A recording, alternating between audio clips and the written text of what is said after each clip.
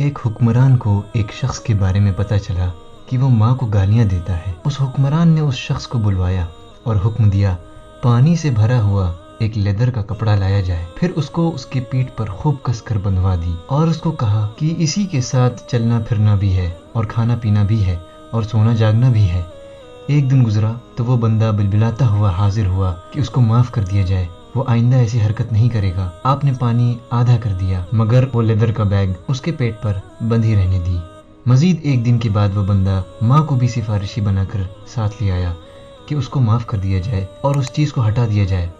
وہ 2 دن سے نہ تو سو سکا ہے اور نہ ہی ٹھیک سے کھا سکا ہے۔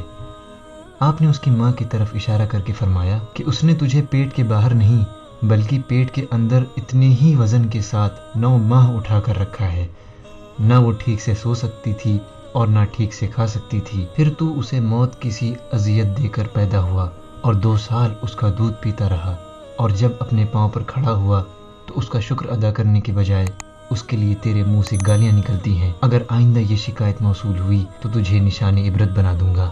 اصلاح کی نیت سے یہ ویڈیو فارورڈ کریں کہ اللہ ہمارے دل کی اصلاح فرمائے، آمین۔ أمي كم أهواها أشتاق لمرآها وأحن لألقاها وأقبل يمناها. أمي كم أهواها أشتاق لمرآها وأحن لألقاها